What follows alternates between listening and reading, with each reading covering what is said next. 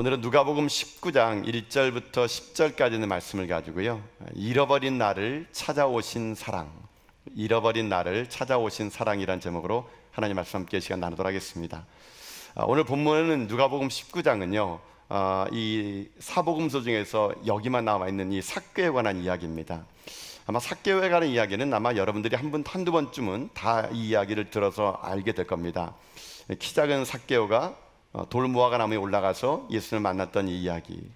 근데 이 이야기가 단순히 그저 삭개오하고 예수님이 만났던 이야기라고 이렇게 그 끝을 맺어버리게 되면요, 원래 이 삭개오에 관한 이야기를 진정을 우리가 못 느낄 수도 있습니다. 이 삭개오의 이야기는 단지 예수님과 주님이 만나가지고 삭개오가 예수님 만나면 변화되었다, 그걸로만 말하기에는요, 너무 이 본문의 내용은 너무 겉핥기식입니다. 원래 이 본문의 말씀은 좀 더 깊게 들어가면요, 원래 왜 삭개오를 만남을 통해서 하나님 주님께서 무엇을 말해주고 싶었느냐, 그것은 바로 이거예요. 결론적으로 말하면요, 인자가 온 것은 잃어버린 자를 찾아서 구원하게 하겠다는 거. 그러니까 주님은 그겁니다. 잃어버린 자를 찾아왔다는 겁니다. 내가 이 땅에 온 목적은 잃어버린 자를 찾는 거예요. 찾아서 뭘 하느냐, 그들을 구원하고자 하는 것이 이 땅에 오신 목적이라는 겁니다. 그래서 주님이 오신 이 땅의 사명을 말씀해 두고자 주님은요, 삭개오의 만남을 통해서 그 이야기를 해주고 계시다는 것입니다. 이게 오늘 이 본문의 핵심이고요, 예수님께서 전하고 싶은 마음이 바로 이 마음이라는 것이죠.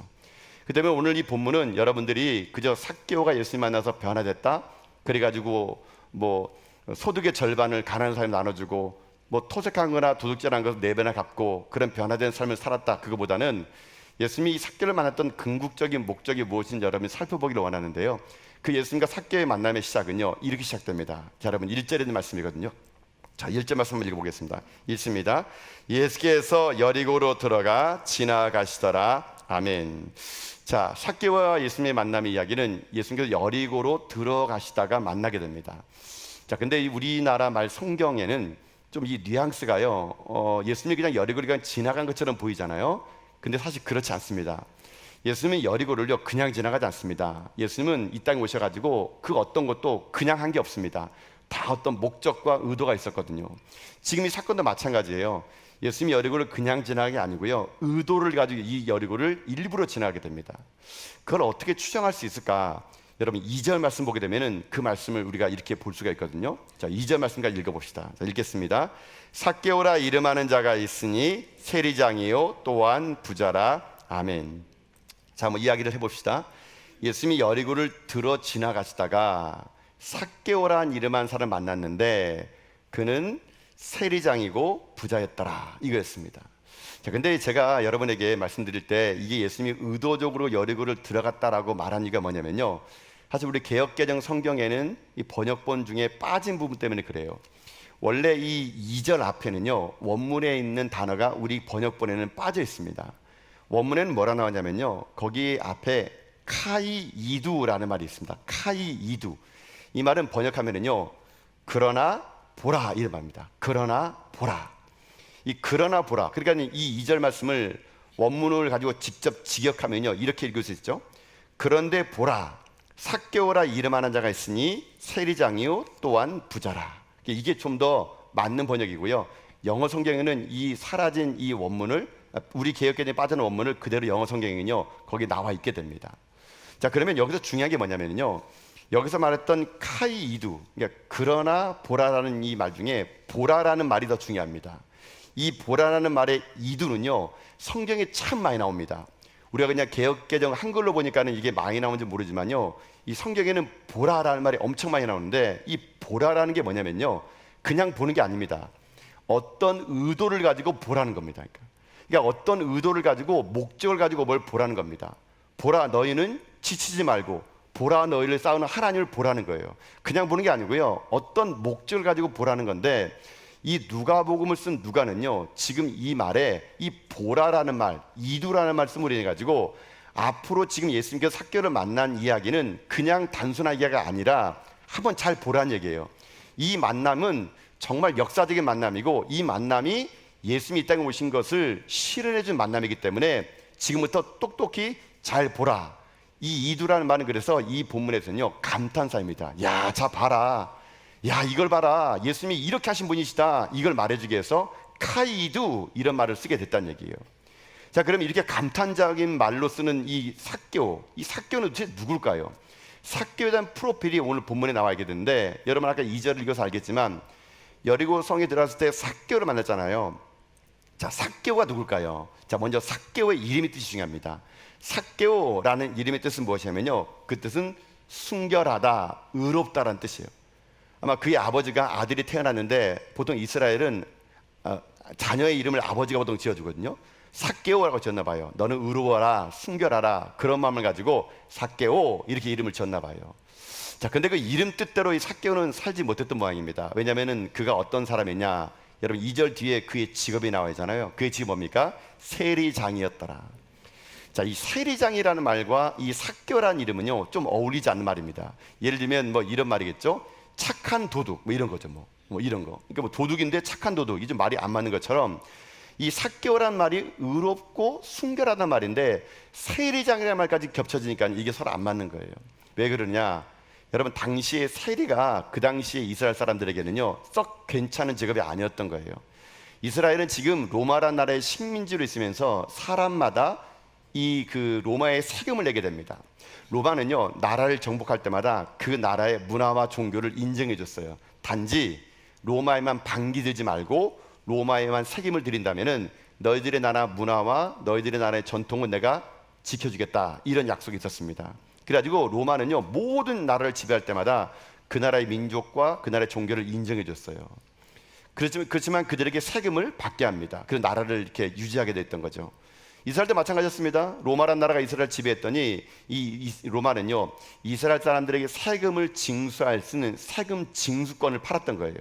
그러면 그 나라 사람들에게 누군가가 세금 징수권을 사가지고 그걸 2차로로 따가지고 자기 그 속박국에다가 세금을 매기고 거기에 세금에 자기의 이익을 엎어가지고 더 많은 세금을 거둘 수 있던 겁니다.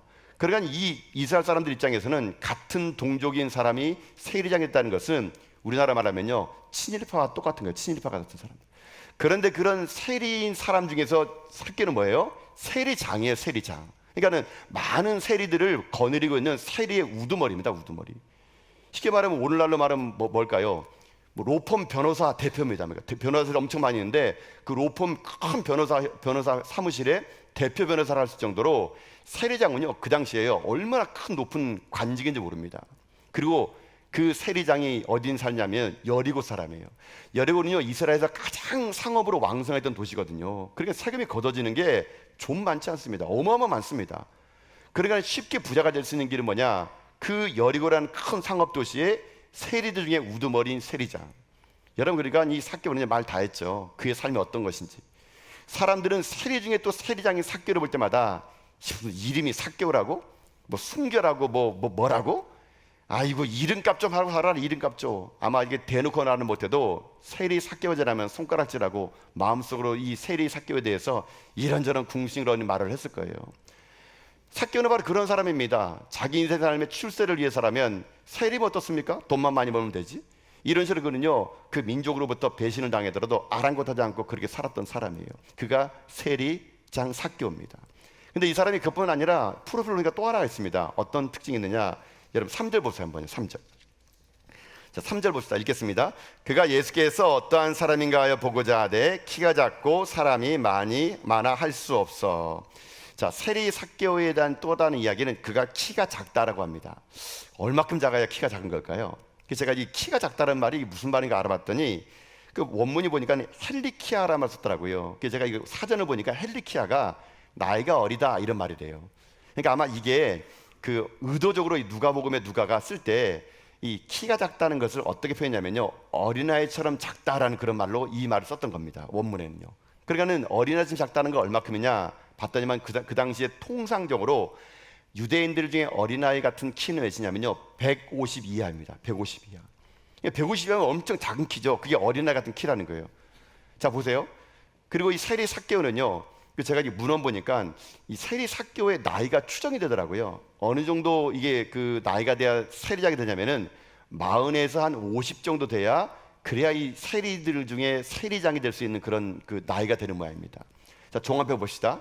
세리 삭개오, 세리장 삭개오. 그의 이름은 아버지가 순결하고 의롭다로 지었지만 그는 이스라엘 사람들에게 죄인 취급받는 세리장이었습니다. 나이는 40에서 50에 가까운 사람이었고, 그리고 그는 키가 작은 사람이었어요. 많은 이스라엘 사람들에게 세리는 놀림감이었고 죄인이었다는 평가를 받기 때문에 그는 그 누구도 친구가 없었던 모양입니다. 그런 그가 외롭게 살고 지내다가 어느 날 예수의 소식을 듣게 됩니다. 예수라는 사람이 있는데 이 사람이 보통이 아니라는 걸 들어요. 듣는 소문이 이겁니다. 예수님은 세리와 창기와 죄인들과 함께 한대요. 사람들이 다 손가락질하고 만나고 싶지 않고 상종도 하지 않은 사람을 일부러 찾아가서 그들과 밥을 먹는데요. 여러분, 이 세리장 삭개오의 이 말은요, 충격적인 말입니다. 야, 많은 이스라엘 사람들이 한번 예수님 만나보게 했다는 그 위대한 사람이 나 같은 세리하고 밥을 먹는다고? 나 같은 세리를 관심한다고? 아마 세리장 삭개오는요, 그 예수님에 대한 마음이 컸을 겁니다. 한번 만나봐야겠다. 이 사람 만나보게 되면은, 정말 이 사람 만나보게 되면은 내 삶이 바뀌지 않을까? 그런 마음을 가지고 아마 이 세리장 삭개오는 예수님을 만나고자 하는 마음이 있었던 것 같아요. 자, 이제 드디어 예수님이 여리고 온다는 소식을 들었습니다. 아마 세리장 삭개뿐만 아니라 많은 사람들이 예수님 만나려고요, 아마 예수님 가는 길목을 막 운집했을 겁니다. 수많은 무리들이요. 아마 세리장 삭개오는 늦게 도착했는 모양인지 그 운집된 군중 속에서 예수님 얼굴은 볼 수가 없습니다. 더욱이나 키가 작잖아요. 150밖에 안 되는 키에, 사람들의 키에 밀려가지고요, 도저히 예수님을 볼 수 없기에 이 삭개오는 어떻게 하는지 아십니까? 포기하지 않습니다. 옆에 있는 지형진을 봤더니 나무가 하나 있는 거예요. 그 나무로 올라갑니다. 그 나무가 어떤 나무냐? 돌무화과 나무예요. 자, 여러분, 여기에 돌무화과 나무로 되어 있는데, 여러분, 예전에는 우리가 삭개오가 올라간 나무가 뭐라고 배웠습니까? 뽕나무로 배웠잖아요. 뽕나무. 근데 뽕나무가 이 좀 번역이 좀 잘못된 번역이라 그럽니다. 뽕나무라는 말의 그 헬라어하고 돌무화과 나무라는 헬라어가 비슷하다 보니까 우리나라가 성경을 번역할 때는요, 우리나라에 돌무화과 나무라는 그 존재가 없었어요. 그래가지고 돌무화과 나무의 열매와 비슷한 것이 뽕나무 열매이기에 우리가 성경을 번역할 때 이게 돌무화과를 본 적 없다 보니까 뽕나무로 번역했는데, 이제는 알고 봤더니 이게 잘못된 번역임을 알고 우리 바뀌어진 개역개정에는 원문 그대로 돌무화과 나무 이렇게 번역을 했어요. 자, 돌무화과 나무에 올라갔던 이 삭개오, 여러분, 돌무화과 나무가요, 여러분, 작은 나무가 아니더라고요. 제가 성지순례 가가지고 여리고를 가봤더니 여리고에 이 돌무화과 나무 있더라고요. 사람들이 여기가 뭐 삭개가 올라간 나무다 그러는데 뭐 그건 추정이에요, 추정. 근데 가봤더니 돌무화과 나무가 제법 엄청 커요. 엄청 높습니다. 그 나무에 이렇게 올라간 삭개오, 제가 눈을 감고 한번 상상해봤어요. 거기에서 야, 이거 어떻게 올라갈까? 쉽지 않더라고요. 150cm밖에 안 되는 사람이 그 나무에 올라가려면요, 여러분, 얼마나 발버둥차 올라간 줄 아십니까? 아마 그는요, 키가 작죠. 나이는 40에서 50살이죠. 여러분, 그가 바둥바둥 나무 올라가는 걸 보면서 사람들이 웃었을 겁니다. 손가락질 했을 거예요. 근데 삭개오는요, 그런 사람들의 웃음소리와 아랑곳하지 않고, 체면이고 뭐건 아랑곳하지 않고, 그는요, 예수님을 보겠다는 신념으로 나무로 올라갑니다. 얼마만큼 올라갔을까요? 아주 높게 올라간 말입니다. 드디어 예수님이 걸어오는 걸 보게 된 거예요. 근데 여기서 놀라운 게 생깁니다. 그 많은 사람들 중에 자기는 나무에서 지금 예수님을 보고 있는데 예수님의 시선이 자기와 부딪힌 겁니다. 나무에 있는 삭개오에게 예수님 얘기합니다. 삭개오야, 내려오라. 내가 너희 집에 유하겠다고. 여러분, 이 말을 들은 삭개오는요, 심장이 두근거리고 터질 것만 같았습니다. 내가 그토록 맡은 예수님을 나의 이름을 부르다니. 사람들은 자기를요, 죄인이라 불렀는데 예수님은 내 이름 불러준 거예요. 삭개오야, 삭개오야. 삭개오는 그 말을 듣고 내려와가지고 예수님 앞에 즐거운 마음으로 자기 집을 초대합니다. 근데 문제는 그 다음이었어요. 삭개오와 함께 들어간 예수님은 사람들이 수군댑니다. 뭐라 수군대느냐? 여러분, 7절 말씀 보면은 사람들이 이렇게 수군댑니다. 읽겠습니다. 무사람이 보고 수군거리되 이르되 저가 죄인의 집에 유하러 들어갔도다 하더라. 아멘. 자, 보세요. 예수님은 삭개오를 한 번도 죄인이라 부른 적 없어요. 근데 사람들이 삭개오를 뭐라 부릅니까? 야, 저 죄인 봐라, 저 죄인 봐라. 그러면서 이렇게 말합니다. 예수님이 저 사람이 죄인인지 모르나? 아니, 어떻게 죄인의 집에 들어가? 여러분, 이 말 때문에 삭개오의 마음이 얼마나 힘들었을까요? 아, 예수님이 우리 집에 들어오는 바람에 예수님도 나처럼 죄인 취급받는구나. 삭개오가 그런 사람들의 비난 소리를 들었는지 예수님에게요, 자기의 인생을 얘기합니다. 주님, 제가 앞으로 이렇게 하겠습니다. 어떻게 하겠느냐? 8절 말씀 보세요 한번요. 자, 한번 읽어봅시다. 삭개오가 서서 주께 여짜오되 주여 보시옵소서, 내 소유의 절반을 가난한 자들에게 주겠사오며 만일 누구의 것을 속여 빼앗은 일이 있으면 내 갑절이나 갚겠나이다. 아멘. 죄인이란 말을 들어서 인식했을까요? 예수님이 얘기합니다. 예수님, 내 소유의 절반을 가난한 자들에게 줄게요. 그리고 혹 내가 남에게 토색한 거, 도둑질한 거 있으면은 4배나 갚을게요. 원래 여러분 율법에는요 2배만 갚으면 돼요. 근데 삭개오가 4배나 갚는다 그럽니다. 자, 이 말을 들은 예수님께서 삭개오에게 이렇게 얘기합니다. 여러분 9절 말씀 보십시오. 자, 9절 읽겠습니다. 예수께서 이르시되 오늘 구원이 이 집에 이르렀으니 이 사람도 아브라함의 자손이로다. 아멘. 자, 이렇게 말하고 삭개오 이야기는 끝을 맺습니다. 자, 근데 여기서 이 삭개오의 내용이 끝이다라게 되면요, 이 삭개오 이야기는 그저 우리가 예수님과 삭개오의 만남, 삭개오가 예수님 만났더니 가난한 자들에게 소유의 절반을 나눠주고 그리고 토색한 것, 훔친 것 있다면 네 배를 갚아준다 그런다. 그러니까 우리도 예수님 만나가지고 우리가 변화된 삶을 살아야 된다, 이렇게 설교를 해요. 이 설교도 나쁜 설교는 아닙니다. 근데 여기까지만 설교하게 되면은 원래 예수님이 이 이야기했던 중심을 놓쳐버립니다. 이 삭개오의 이야기 중에서 예수님께 하고 싶은 말이 있었어요. 그게 뭐냐? 그게 10절입니다. 이게 핵심이고 이게 결론이에요. 자, 10절 말씀 읽어볼까요? 10절 말씀 읽겠습니다. 시작. 인자가 온 것은 잃어버린 자를 찾아 구원하려 함이니라. 아멘. 이게 목적입니다. 삭개오를 찾아간 목적은 삭개오 한 사람을 통해서 주님께서 하고 싶은 말은 그거예요. 내가 온 건 뭔지 아느냐? 내가 온 거는 삭개오처럼 잃어버린 자를 찾아왔다는 얘기예요. 지금 원래 내 가족이었는데 잃어버렸다는 겁니다. 나는 지금 잃어버린 삭개오 같은 사람을 찾아와서 뭐라느냐? 그 사람을 구원하고라 내가 왔다는 거예요. 여러분, 이게 예수님의 사명이에요. 사명. 그래서 이 이야기를 한 다음에 여러분 성경책 누가복음 11절부터 어떤 내용이냐면요, 열 문화의 비유가 나와요. 이 동전을 잃어버린 여인의 그 비유가 거기 뒤에 나온 이유는 바로 이 이야기가 그 비유를 뒷받침해 주기 위해서 나온 거예요. 여러분, 자, 여러분, 이것이 오늘 결론입니다. 결론이 뭐냐면 이거예요.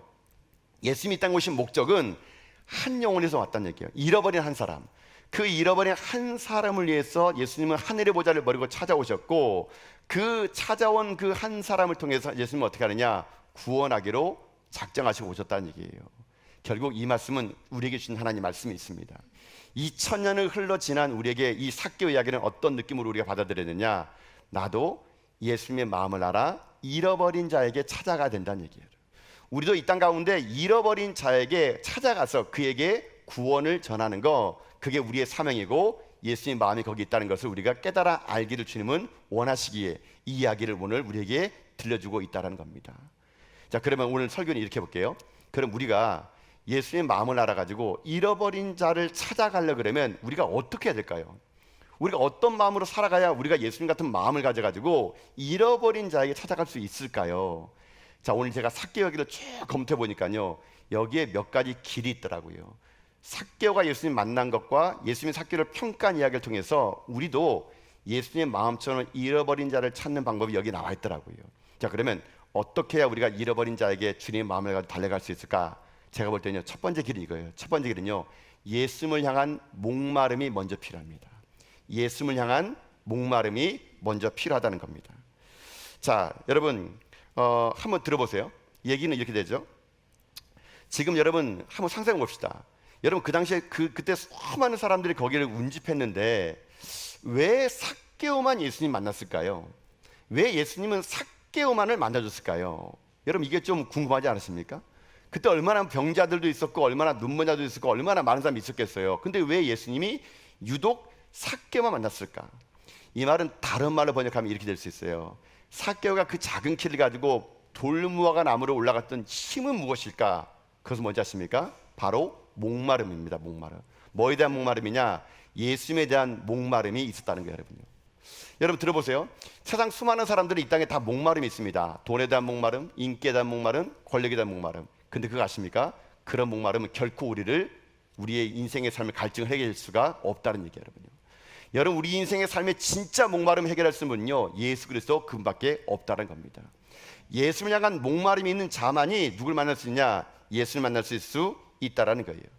수많은 사람들은요, 그 당시에 예수님에 대해서 어떤 마음으로 하느냐? 아마 이런 마음이었을 겁니다. 야, 예수님 온대, 한번 만나볼까? 야, 예수님이 지나간대, 야, 어떤 분일까?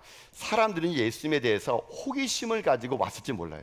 그러나 삭개오는 달랐습니다. 삭개오는 예수님을 만나고자 하는 목마름으로 그 자리를 찾아갔더니 예수님이 그를 만나 주었다는 거예요. 삭개오와 우리와의 차이점 뭔지 아십니까? 우리에게는 이런 목마름이 있냐라는 거예요. 여러분요. 쉽게 말하면 오늘 여러분 예배 가운데 오시지 않았습니까? 이 예배에 오신 목적이 무엇이에요? 여러분, 왜 예배를 드리십니까? 여러분, 우리가 예배를 드리는 것이 그냥 주일이니까, 내가 직분자에게 예배를 드려야지 뭐. 내가 예배 안 드리면 좀 마음이 찝찝하니까. 여러분이 어떤 마음으로 예배를 들어오느냐, 여러분 이게 중요한데요. 여러분 우리에게 정말 예배 가운데 중요한 자세가 뭔지 아십니까? 주님을 만나겠다는 목마름으로 와야 된다는 거예요. 여러분. 예배는요, 그 목마름이 있는 사람이 체험받고 가는 것입니다. 예배는요, 주님을 향한 목마름이 있는 사람이 은혜 받고 가는 겁니다. 아무 생각 없이 그저 시간 돼서 앉아서 그저 와가지고 그저 꾸벅꾸벅 졸다가 가면은요, 평생 예수님 못 만납니다. 그런 사람은 인생의 삶이 맨날 지루하고요, 뻔해요 여러분요. 여러분 이왕에 예배 드리러 오는 거면요, 왜 뻔하게 여러분 예배 드리러 오십니까? 왜 시간 낭비하세요 여러분 여기서요? 그저 앉았다가 그저 가는 게 여러분께 무슨 의미가 있습니까? 여러분 이 주일 아침에 얼마나 세상이 넓어요. 얼마나 재미난 거 많습니까? 여러분 여기 앉아가지고 딱딱한 목사의 설교 듣는 것보다는 세상 재미난 거 좋을 거 볼 거 얼마나 많아요. 근데 왜 그걸 다 포기하고 여러분 이 자리에 오신 겁니까? 여러분 그거는요, 내가 예수님에 대한 목마름 때문에 왔다고 저는 믿습니다. 그럼 여러분 이 자리에 오실 때마다 그 마음 갖고 오세요. 제발 그냥 아무 생각 없이 왔다 그냥 가지 마시고요. 그러면 여러분 1년 12달 2교회 다녀도 아무런 변화가 없어요. 여러분요, 정말 우리에게 필요한 건 뭔지 아십니까? 내가 오늘 이 예배를 통해 예수님 만나겠다, 그 주님 만나겠다, 이 목마름을 가지고 갈 때 주님이 그 사람을 만나주고, 그 목마름을 가진 인생의 삶만이 주님 만났을 때 인생의 삶이 변화를 받을 수 있다고 저는 믿습니다. 그래서 사랑하는 성도 여러분, 오늘 제가 여러분에게 목사로서 여러분에게 정말 권면드립니다. 여러분 예배 오실 때 그냥 오지 마시고 정말 예수님을 만나겠다는 목마름을 가지고 여러분 예배 오는 여러분 다 될 수 있길 주님의 이름으로 축복합니다. 그래 여러분이 한 분도 예수님 만나지 못하고 돌아간 일 없고 모두 다가 저는 여러분 예수님 만나가지고요, 우리 다 함께 저 천국 가는 그날까지 예수님 만나고 그 안에 평안을 누리며 즐거움을 누리며 살아갈 수 있는 여러분 다 될 수 있기를 주님의 이름으로 축복합니다. 이 목마름이 예배에 있어야 되는 것이고, 이 목마름이 삭교의 목마름이에요. 자, 근데 여러분 이게 있습니다. 우리의 목마름은요, 좀 제가 볼 때는요, 예수님 향한 목마름 맞긴 맞는데 한꺼풀 벗겨보면 어떤 목마름인지 아십니까? 예수님을 도구화하는 목마름이 있다는 얘기예요. 즉 이 말은 뭐냐면요, 내가 예수님 만나러 오는 목적 자체가요, 병 낫기 위해서, 내가 예수님 만나는 목적 자체가 내 마음의 평안을 위해서, 내가 지금 돈이 없고 힘들고 어려우니까 주님이 나 좀 도와달라고, 병 좀 낫게 해달라고.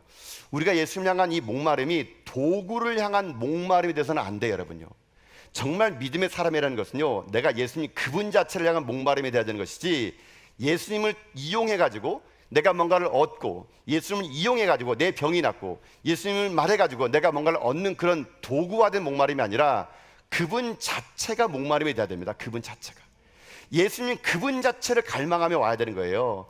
여러분 예수님은요, 여러분들이요 무엇이 필요한지 다 아십니다. 여러분이 굳이 말 안 해도 하나님이 여러분이 무엇이 필요한 거 아세요. 여러분 그런 하나님이 여러분의 인생의 삶에요, 뭘 주기 원하시는지 아십니까? 여러분이 먼저 병이 낫고 물질이 복을 받고 여러분 인생의 삶 문제가 해결되는 것이 아니라 하나님 여러분요 만나기 원하십니다. 우리가 정말 예수님 만나면요, 내 인생의 문제는요 주님이 해결해 줄 것을 믿습니다. 나의 목마름은요 그분 자체가 돼야 돼요. 돈이 목마르고 건강이 목마르고 인기가 목마르고 그것 때문에 주님 찾아오지 마시고요, 정말 주님 그분 자체가 목말라야 될 때, 그때 그 목마름이 내 인생의 모든 문제를 해결해 줄 수 있다고 저는 믿습니다. 그렇기 때문에 여러분 목적을 가지고 오시는 게 아니에요. 주님을 도구로 삼지 마세요. 그러니까 신앙이 흔들리는 게 뭡니까? 내가 아무리 기도해도 주님께서 응답 안 하시니까 병도 낫지 않는 거예요. 예수 믿어도 내 형편 안 펴지는 겁니다. 그러니까 신앙이 흔들려가지고 교회를 떠나는 겁니다. 왜요? 도구로 예수님을 만나니까. 여러분 예수님은 도구가 아니에요. 우리가 그분 자체를 갈망해야 됩니다. 그분 자체를 가면 주님 만나게 되면 어떤 인생이 되냐? 자, 여기 중요한 말씀이 그 다음인데요, 왜 우리가 잃어버린 자를 찾으려 그럴 때 예수님에게 목말라야 되느냐? 내가 목말라 봐서 예수님을 생수를 마셔봐야 이 땅에 목마른 자들에게 가서 전할 수 있기 때문에 그런 거예요. 여러분요, 여러분 정말 생수를 마셔봐야 됩니다. 정말 예수님 만나보고 내 마음의 기쁨과 평안을 누려보면요, 세상에 여러분 많은 사람들이 쓸데없는 목마름으로 죽어가는 사람들이 가가지고요, 야 그거 마시면 갈증나, 진짜 생수는 예수님이야, 내가 먹어본 자만이 말할 수 있는 겁니다. 내가 목말라봐가 예수님 만나봐야지만이 그 마음을 가지고 잃어버린 자에 갈 수가 있다는 얘기예요. 여러분요, 여러분 우리가 그 주님 만나지 못하기 때문에 잃어버린 자들에게 못 가는 겁니다. 오늘 주님 말씀하십니다. 우리가 잃어버린 자에게 가는 길은요, 우리가 예수님에 대한 목마름이 있어야 된다는 거. 그 목마름, 여러분 이 목마름으로 여러분의 인생의 삶이 늘 언제나 주님이 마음에 있는 곳에 여러분 마음에 있는 여러분 다 될 수 있기를 여러분 주님의 이름으로 축복합니다. 자, 이게 첫 번째 길이라면 그 다음 단계가 하나 있습니다. 두 번째 단계가 뭐냐면요, 편견과 선입견을 뛰어넘으라는 얘기예요. 자, 여러분 오늘 말씀을 한번 보도록 할까요? 7절 말씀 보세요 한번요. 자, 7절 말씀 읽겠습니다. 읽습니다. 무사람이 보고 수군거려 이르되 저가 죄인의 집에 유하러 들어갔도다 하더라. 아멘.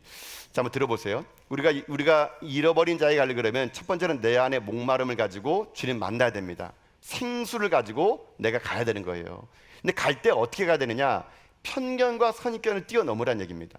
자, 이 말은 이겁니다. 지금 예수님이 삭개를 만나주니까 세상 사람들이 뭐라 말하니까, 삭개오 전 죄인인데 아니 어떻게 죄인 집에 가서 밥을 먹을 수 있지? 여러분, 세상 사람들이 삭개오를요 어떻게 보냐면 이렇게 봅니다. 세리는 무조건 죄인이다. 이게 등식이 그렇게 되는 거예요. 이게 뭐예요? 선입견이고 편견입니다. 여러분 정말 무서운 게요, 우리가요 이 선입견과 편견이 한번 들어오면요 이게 잘 안 껴진다는 겁니다. 어떤 사람을 볼 때 어떤 고정관념이라는 게 있잖아요.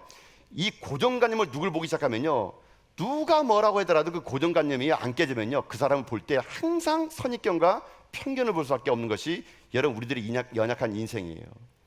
주님은 삭개오에 대해서 한 번도 죄인이라 말 안 했습니다. 세상 사람이 죄인이라 그런 거예요. 여러분 혹시 우리도 이런 선입견 가지고 편견 가지고 여러분 혹시 살고 있지는 않습니까? 우리가 이 땅의 삶을 살아갈 때 여러분 이 선과 편견을 뛰어넘지 못하면 여러분 잃어버린 자에게 갈 수가 있을 수 없다는 얘기예요. 여러분요. 여러분 들어보세요. 왜 세리라는 직업이 여러분 나쁜 직업입니까? 직업에 귀신이 어디 있다고요?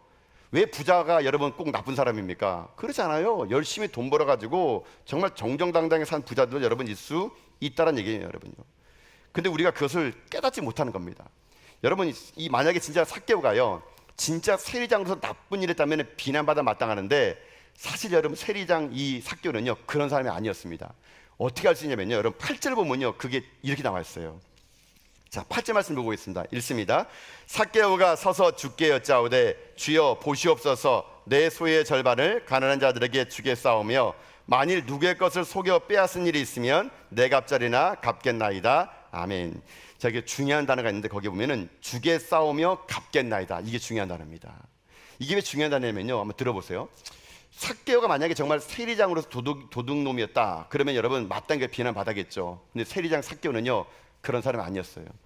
여기에 가난한 자에게 주겠사오며 내 갑절이나 갚겠나이다 하는 말은요, 이게 참 재미있는 게 우리 한국말 성경에는 이게 뜻이 정확하게 표현 안 됐는데요, 이게 원문에 보면은 시제가요, 우리는 보통 미래 시제 같잖아요. 이제 내가 그렇게 살겠다고. 근데 미래 시제가 아니더라고요. 이 시제가 습관적 현재 시제라고 합니다. 습관적 현재 시제. 이 말은 뭐냐면 지금까지 계속 해왔고 앞으로도 해오고 있다, 그런 뜻입니다. 그래 이 말은 이렇게 번역하면 될 수 있어요.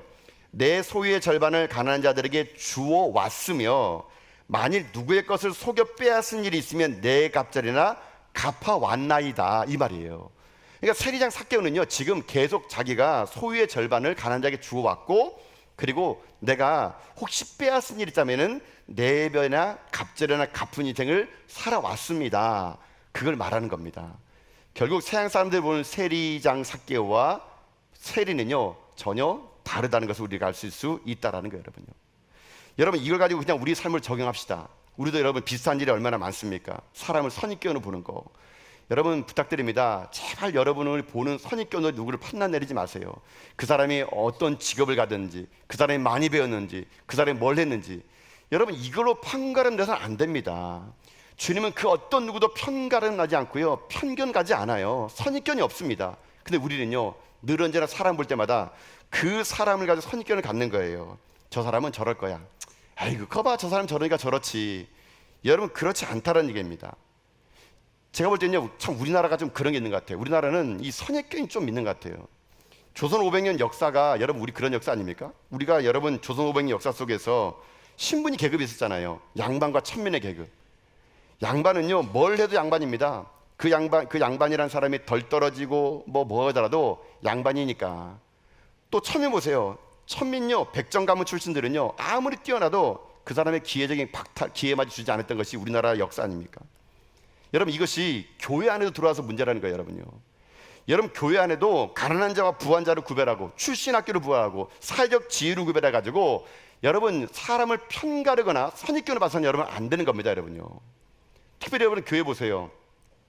교회도 보면은요 지역적으로 나누는 게 얼마나 많습니다. 이 사람은 호남 사람, 이 사람은 영남 사람.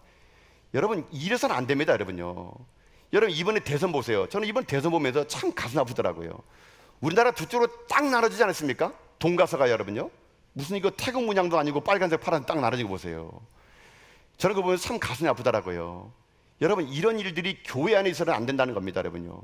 성령의 역사는 뭔지 아십니까? 편견을 뛰어넘는 겁니다. 여러분. 성령의 역사가 되면요 모든 선입견을 뛰어넘는 거예요.